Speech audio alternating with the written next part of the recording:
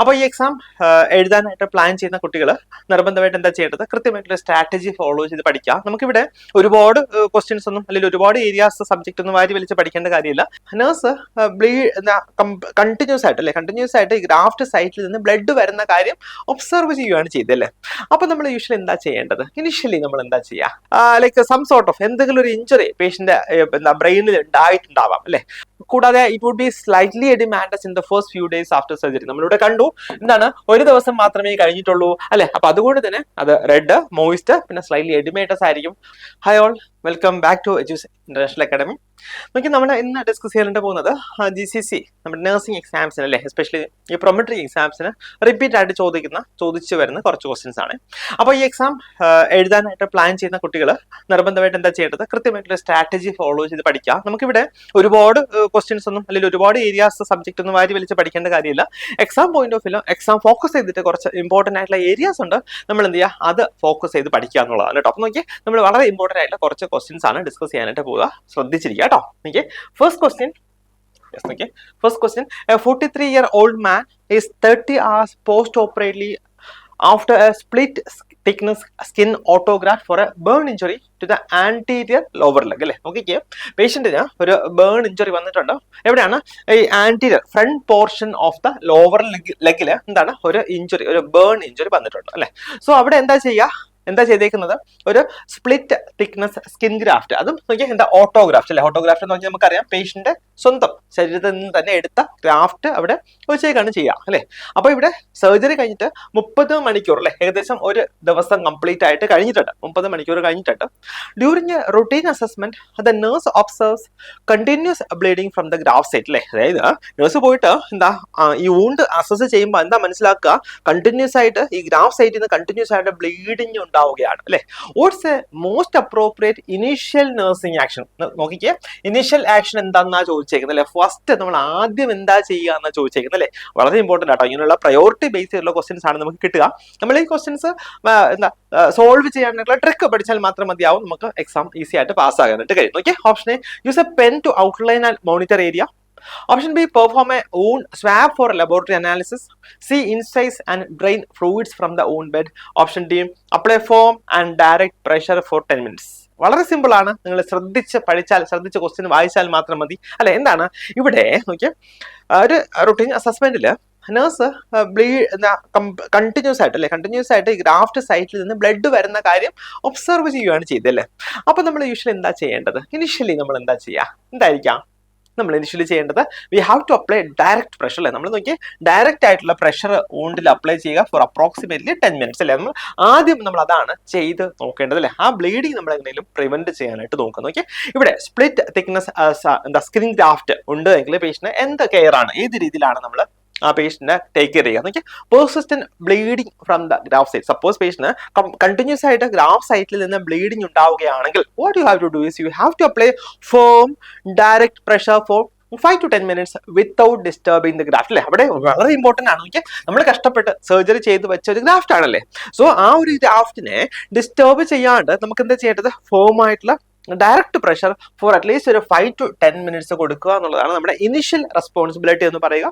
അതൊക്കെ do not lift the dressing repeatedly. എപ്പോഴും dressing ഇങ്ങനെ പൊക്കി നോക്കേണ്ട കാര്യമില്ല. വൈ? ബിക്കോസ് നമ്മൾ അവിടെ ഒരു ഗ്രാഫ്റ്റ് ആണ് വെച്ചിരിക്കുന്നത് അല്ലെ. സോ അവിടെ ഗ്രാഫ്റ്റിന്റെ ഡിസ്പ്ലേസ്മെന്റ് ഉണ്ടാകാനുള്ള സാധ്യതയുണ്ട്. 3 നോക്കിയാൽ do not incise the wound അല്ലെ. വൂണ്ട് നമ്മൾ ഇൻസൈസ് ചെയ്യാനായിട്ട് പാടില്ല. And do not obtain a swab unless infection is suspected കേട്ടോ. നമ്മൾ ഇൻഫെക്ഷൻ സസ്പെക്ട് ചെയ്യുന്നില്ല എങ്കിൽ നമ്മളൊരു സ്വാബ് ഒന്നും അവിടെ നിന്ന് എടുക്കേണ്ട കാര്യം ഇല്ല കേട്ടോ. അപ്പൊ ഇതാണ് ഇമ്പോർട്ടന്റ് ആയിട്ട് നമ്മൾ ഓർക്കേണ്ടത്. നോക്കിയാൽ അടുത്ത ക്വസ്റ്റ്യനിലേക്ക് പോകാം. എൻഡോയിൽ നിന്നുള്ള ഒരു ക്വസ്റ്റ്യൻ ആണ്. നോക്കി, 28-year-old man is recovering from a moderate concussion following a motor vehicle accident 2 weeks ago when he suddenly develops an increased thirst, craving cold water and urinates very large amounts of dilute water like urine with a specific gravity of 1.0012 to 1.005. which of the following is the patient most likely developing അല്ലെ. നോക്കിക്കേ, ഇവിടെ ഒരു പേഷ്യന്റിന് ഒരു 28 വയസ്സുള്ള ഒരു പയ്യനാണല്ലേ. അവന് ഒരു moderate ഒരു കൺകഷൻ ഇഞ്ചുറി ഉണ്ടായി അല്ലെ, ഹെഡ് ഇഞ്ചുറി ഉണ്ടായിട്ടുണ്ട് അല്ലെ. അപ്പൊ ഒരു 2 ആഴ്ച മുന്നെയാണ് സംഭവിച്ചേക്കുന്നത്. അപ്പൊ അതിനുശേഷം പെട്ടെന്ന് എന്താണ് അവന് ലൈക്ക് ഇൻക്രീസ്ഡ് തേഴ്സ്റ്റ് ഡെവലപ്പ് ചെയ്തു. പിന്നെ കോൾഡ് വാട്ടർ ക്രാവിങ്, അതുകൂടാതെ എന്താണ് ബ്ലഡ് കണ്ടമാനം യൂറിനേറ്റ് ചെയ്ത് പോവാണ്. എങ്ങനെയാണ്? ഡൈല്യൂട്ട് ആയിട്ടുള്ള water like urine. Specific gravity എന്ന് പറഞ്ഞാൽ വളരെ കുറവാണ്. നമുക്കറിയാം സ്പെസിഫിക് ഗ്രാവിറ്റി ഓഫ് യൂറിൻ എങ്ങനെയാണ്? 1.010 to 1.025 ആണ് നോർമൽ സ്പെസിഫിക് ഗ്രാവിറ്റി എന്ന് പറയുക. അതിനേക്കാളും കുറഞ്ഞിട്ടാണ് നിൽക്കുക അല്ലെ. സോ എന്താണ്? ഡൈല്യൂട്ട് ആയിട്ടുള്ള യൂറിൻ ആണ് പേഷ്യന്റ് പാസ് ചെയ്യുക.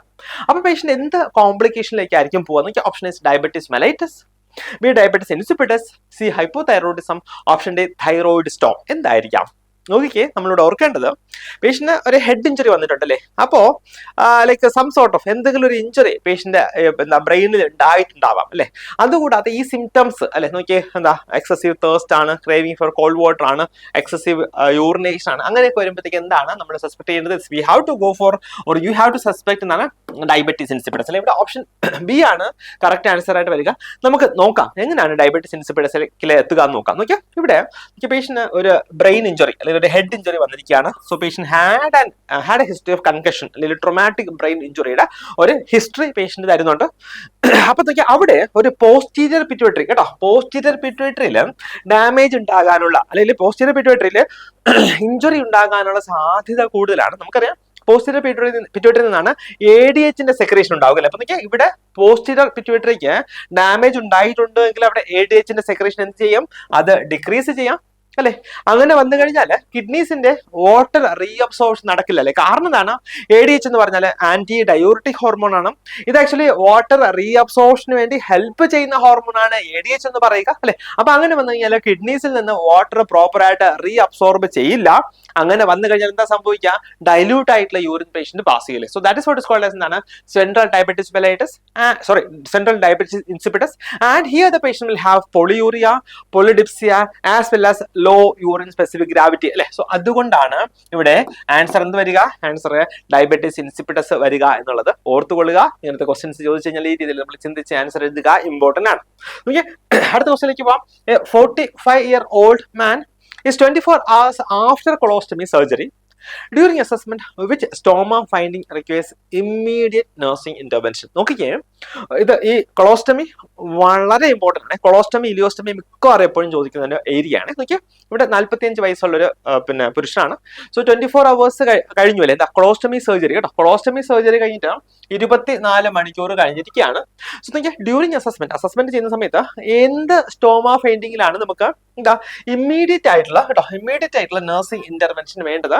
ഏത് സ്റ്റോമ ഫൈൻഡിങ്ങിലാണ്? നോക്കിയാൽ option A bright red stoma with mild oedema, B scant bleeding when the stoma is cleaned, C dark red purple or dusky stoma, option D no stool output during the first 12 hours after surgery കേട്ടോ. എപ്പോഴാണ് നമുക്ക് immediate ആയിട്ടുള്ള ഒരു nursing intervention വേണ്ടത്? എപ്പോഴായിരിക്കാം? നോക്കിയാൽ 24 hours ആണ്. എന്താണ്? Yes, option C ആണ്. അതായത് ഡാർക്ക് റെഡ് പർപ്പിൾ അല്ലെങ്കിൽ ഡസ്കി സ്റ്റോമ വരുമ്പോഴത്തേക്കാണ് നമുക്ക് എന്താണ് ഇമ്മീഡിയറ്റ് ആയിട്ടുള്ള ഒരു നഴ്സിംഗ് ഇന്റർവെൻഷന്റെ ആവശ്യം വരിക. നോക്കാം നമുക്ക് എന്തുകൊണ്ടാണെന്ന്. നോക്കിയാൽ ഇവിടെ ഒരു എസ്പെഷ്യലി കൊളോസ്റ്റമി പോലെയുള്ള സർജറി കഴിഞ്ഞു കഴിഞ്ഞാൽ നമ്മൾ അറിഞ്ഞിരിക്കേണ്ട ഒരു കാര്യമാണ് ഹെൽത്തി സ്റ്റോമയുടെ ക്യാരക്ടറിസ്റ്റിക് ഫൈൻഡിങ്സ് എന്തൊക്കെയാണെന്നുള്ളതാണ് കേട്ടോ. അതായത് ഒരു ഹെൽത്തി സ്റ്റോമയിലെ ക്യാരക്ടറിസ്റ്റിക്സ് എന്തൊക്കെയാണെന്ന് നമ്മൾ അറിഞ്ഞിരിക്കുക. Healthy stoma should always be pink to bright red കേട്ടോ. Pink to bright red colour ആയിരിക്കും ഒരു ഹെൽത്തി സ്റ്റോമ എന്ന് പറയുക. അത് മോയിസ്റ്റ് ആയിരിക്കും. കൂടാതെ it would be slightly oedematous in the first few days after surgery. നമ്മളിവിടെ കണ്ടു എന്താണ് ഒരു ദിവസം മാത്രമേ കഴിഞ്ഞിട്ടുള്ളൂ അല്ലെ. അപ്പൊ അതുകൊണ്ട് തന്നെ അത് റെഡ്, മോയിസ്റ്റ്, പിന്നെ സ്ലൈറ്റ്ലി എഡിമേറ്റസ് ആയിരിക്കും for the first few days after surgery. അതുകൂടാതെ നോക്കിയേ, suppose if the stoma is dark red കേട്ടോ, സ്റ്റോമ ഡാർക്ക് റെഡ് ആണ്, പേർപ്പിള്, ബ്ലൂയിഷ് അല്ലെങ്കിൽ ബ്ലാക്ക് സ്റ്റോമ ആണെങ്കിൽ അതുകൊണ്ട് എന്താ അർത്ഥമാക്കുക? ഇംപയർഡ് ബ്ലഡ് സപ്ലൈ അല്ലെങ്കിൽ ഇസ്കീമിയ ഉണ്ട് എന്നുള്ളതാണ് അർത്ഥമാക്കുക. And that would be considered as a surgical emergency. അല്ലെ, അതൊരു സർജിക്കൽ എമർജൻസി ആയിട്ടാണ് നമ്മൾ കൺസിഡർ ചെയ്യുക. നോക്കിക്കേ, ഈ ഒരു പടം നമ്മുടെ മനസ്സിൽ ഉണ്ടാവണം കേട്ടോ. ഹെൽത്തി സ്റ്റോമ എന്ന് പറയുമ്പോഴത്തേക്ക് അത് പിങ്ക് ഓർ ബ്രൈറ്റ് റെഡ് ആയിരിക്കാം. മോയിസ്റ്റ് ഉണ്ടാകാം, അല്ലെങ്കിൽ മോയിസ്ചറിന്റെ പ്രസൻസ് ധാരാളമായിട്ട് ഉണ്ടാകാം. പിന്നെ mild oedema would be there. പിന്നെ ബ്ലീഡിംഗ് നോക്കിയാൽ സ്കാൻറ്റി ആയിട്ടുള്ള ബ്ലീഡിംഗ് ആയിരിക്കും ഉണ്ടാവുക. വേറെ നോക്കിയാൽ എമർജൻസി സ്റ്റോമയാണ്. We have to, if you want to intervene, നോക്കിയാൽ കളർ എന്ന് പറഞ്ഞാൽ dark red, purple, blue or black. And നോക്കിയാൽ അവിടെ ഡ്രൈ ആയിരിക്കും സ്റ്റോമ. എഡിമ കൂടാതെ ഡിസ്കളറേഷൻ ഉണ്ടാകും. പിന്നെ എന്താ ഹെവി അല്ലെങ്കിൽ പെർസിസ്റ്റന്റ് ബ്ലീഡിംഗ് ഉണ്ടാകും. ഇത് എന്താണ് യൂഷ്വലി സോർട്ട് ഓഫ് ഒരു എമർജൻസി സ്റ്റോമയായിട്ടാണ് നമ്മൾ കൺസിഡർ ചെയ്യുക. നോക്കിയേ, next question. The doctor ordered sublingual nitroglycerin to a patient with angina. അല്ലെ, പേഷ്യന്റ് അഞ്ചൈന ചെസ്റ്റ് പെയിൻ ആണ്. അപ്പൊ എന്താ ഓർഡർ ചെയ്തേക്കുന്നത്? സബ്ലിംഗ്വൽ നൈട്രോഗ്ലിസറിൻ ആണ് ഓർഡർ ചെയ്തേക്കുന്നത്. What is the most likely effect that the drug has on the patient's body? അല്ലേ, ഈ പേഷ്യന്റിന്റെ ബോഡിയിൽ എന്ത് ഡ്രഗ് ഇഫക്റ്റ് ആണ് ഉണ്ടാവുക? Option A is increase heart rate, B increase BP blood pressure, C increase blood supply to the heart, option D increases myocardial oxygen consumption. എന്തായിരിക്കും ഇവിടെ correct answer ആയിട്ട് വരിക? ഈ സബ്ലിംഗ്വൽ നൈട്രോഗ്ലിസറിൻ. കൂടാതെ നൈട്രോഗ്ലിസറിൻ വളരെ വളരെ വളരെ ഇമ്പോർട്ടന്റ് ആണ്. എല്ലാ എക്സാംസിനും ഇവിടെ നിന്ന് ക്വസ്റ്റ്യൻസ് ഉണ്ടാകും കേട്ടോ. നമ്മളെ ഒരുപാട് കുട്ടികൾ എക്സാം എഴുതിയിട്ടുണ്ട് കേട്ടോ. അതിൽ എല്ലാ കുട്ടികളും പറയുന്ന ഒരു ഏരിയ ആണ് ഈ നൈട്രോഗ്ലിസറിൻ എപ്പോഴും ക്വസ്റ്റ്യൻസ് ചോദിക്കും എന്നുള്ളൊരു കാര്യം കേട്ടോ. അപ്പൊ നമ്മൾ ഓർക്കേണ്ട ഒരു കാര്യം നോക്കിയാൽ എന്താണ് ഈ പറയുന്ന നൈട്രോഗ്ലിസറിന്റെ ആക്ഷൻ ആയിട്ട് വരിക അല്ലെ? അഞ്ചിന് നമുക്കറിയാം ചെസ്റ്റ് പെയിൻ ആണ് അല്ലെ? ചെസ്റ്റ് പെയിനിൽ നൈട്രോഗ്ലിസറിൻ എന്താ ചെയ്യുക? It is the actual action is എന്താണ്?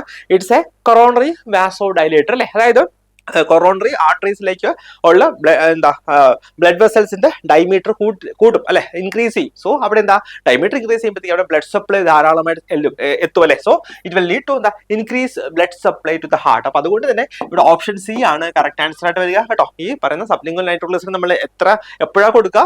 സപ്പോസ് പേഷ്യന് അഞ്ചൈന പെക്ടോറസ് വരുമ്പോഴത്തേക്കാണ് നമ്മൾ കൊടുക്കുക അല്ലെ? നമ്മൾ സബ്ലിംഗ്വലി കൊടുക്കുന്നുണ്ട്. മാക്സിമം 3 ഡോസ് വരെ നമ്മൾ കൊടുക്കും അല്ലെ?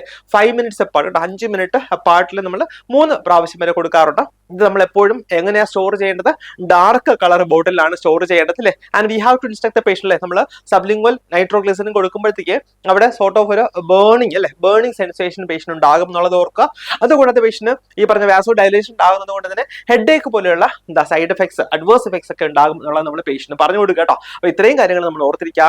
വളരെ ഇമ്പോർട്ടന്റ് ആയിട്ട് ഏരിയ ആണ്. ഇവിടുന്ന് ക്വസ്റ്റ്യൻസ് എപ്പോഴും ചോദിക്കുന്നതാണ് കേട്ടോ. അപ്പൊ ഈ രീതിയിൽ നിങ്ങൾ പഠിക്കുകയാണെങ്കിൽ നിങ്ങൾക്ക് ഈ പ്രൊമറ്റിക് എക്സാംസ് ഒക്കെ എല്ലാം ഫസ്റ്റ് ചാൻസിൽ തന്നെ പാസ്സാകാനായിട്ട് കഴിയും. അപ്പോൾ എന്ത് ചെയ്യുക? നന്നായിട്ട് പഠിക്കുക. നമ്മുടെ എജ്യൂസ് അക്കാഡമിയിൽ കോഴ്സസ് അവൈലബിൾ ആണ്. അതുകൂടാതെ ഓണം ഓഫർ കൂടെ നമ്മൾ വളരെ അട്രാക്റ്റീവ് ആയിട്ടുള്ള ഓഫർ ഒക്കെ നമ്മൾ സ്റ്റുഡൻസിന് കൊടുക്കുന്നുണ്ട്. അപ്പൊ നിങ്ങൾ നിർബന്ധമായിട്ട് കേട്ടോ എത്രയും പെട്ടെന്ന് വിഷയത്തിൽ ചേർന്ന് പഠിക്കുക. എല്ലാവർക്കും ഓൾ ദി ബെസ്റ്റ്.